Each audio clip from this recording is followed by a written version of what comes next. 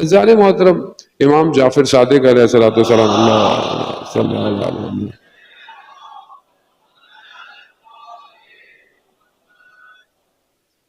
امام آپ جانتے ہیں کہ ہمارا مکتب جعفری ہے، اور امام جعفر صادق علیہ السلام سے ہمارے پاس جو ہے وہ بہت زیادہ ٹیکسٹ ہمارے پاس موجود ہے. اور یہ جو ٹیکسٹ ہے احادیث کی صورت میں، یہ تین چیزوں میں ڈیوائیڈڈ ہے، تین مین ٹاپکس کے اندر. ایک عقائد ہے، ایک احکام ہے، اور ایک اخلاق ہے. میجر ڈویژن جو دین کی ہے وہ تین ہی ہیں. عقائد یعنی آپ کا عقیدہ کیا ہے، آپ کا بلیف کیا ہے، اس کے اندر بھی ہمارے پاس میجر جو ہیں وہ 5 ہیں. سب جانتے ہیں، میں بچوں کے ریپیٹیشن کے لیے کہہ رہا ہوں. عقائد میں 5 ڈویژن ہیں: توحید ہے، عدالت ہے، نبوت ہے، امامت ہے، اور قیامت ہے. پھر احکام میں ہمارے پاس بہت بڑا چیپٹر ہے کہ جو آج کل کے زمانے کے حساب سے مجتہد اسی فقہ میں سے ایکسٹریکشن کرتے ہیں اور آپ کو احکام بتاتے ہیں روزمرہ کے جو آپ کے مسائل ہیں زندگی کے. نماز کیسے پڑھنی ہے، طہارت کیا ہے، لین دین کا معاملہ کیسے ہوگا، عقود کیسے ہوں گی، آج کل ڈیجیٹل دنیا ہے، ڈیجیٹل کرنسی کا کیا ہوگا. اب یہ سارے جوابات اور یہ ساری چیزیں، دنیا میں آرگن ڈونیٹ کرنا ہے مولانا صاحب، یہ جائز ہے نہیں ہے، کیا ہو سکتا ہے، یہ ظاہر ہے دنیا ترقی کرتی جا رہی ہے، مسائل بھی بڑھتے جا رہے ہیں، تو ہمارے جو مکتب ہے اس کے پاس ان سب کا جواب ہے.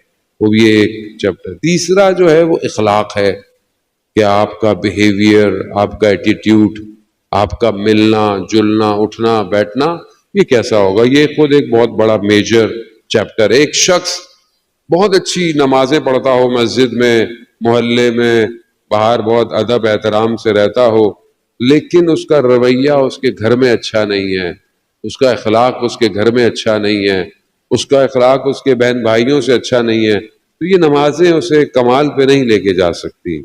دوسری طرف اخلاق بہت اچھا ہے، ماشاءاللہ بہت اچھے ہے، ملنا جلنا بھی اچھا ہے، لیکن اللہ کو سجدے نہیں کر رہا، تو بھی یہ اخلاق اس کو کہیں کمال پہ خوب. یعنی ایک پورا پیکج چاہیے آپ کو. آپ کا عقیدہ بھی صحیح ہو، آپ کا عقیدہ ٹھیک نہیں ہے، آپ ساری رات کھڑے رہیں. اور حدیث معتبر حدیث ہے امام جعفر صادق علیہ الصلوۃ والسلام صلی اللہ علیہ وسلم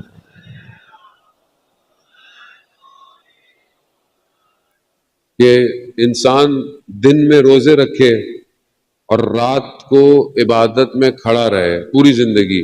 اور کہاں پہ؟ خانہ کعبہ میں، مقام ابراہیم کے پاس. یعنی سارا دن روزے رکھے اور ساری رات عبادت کرتا رہے، مگر اس کے دل میں ولایت علی ابن ابی طالب نہیں.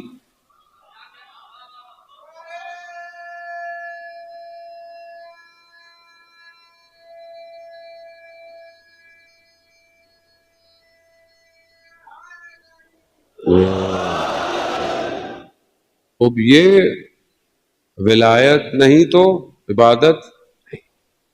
اب ہم جب ایسی حدیثیں سنتے ہیں تو فوراً دوسروں کی طرف دیکھنا شروع کر دیتے ہیں. عزیزان محترم، ولایت کی بھی کیٹیگری بھی ہے، کہیں کم ہوگی کہیں زیادہ ہوگی، تو جتنی ہو اس کو بھی مان لینا چاہیے. فوراً لوگوں کو باہر نہ نکالیں بلکہ جذب کیا کریں. جتنا بھی مانتا ہے نا، جتنی بھی محبت کرتا ہے، خوب وہ جانے اور علی جانے.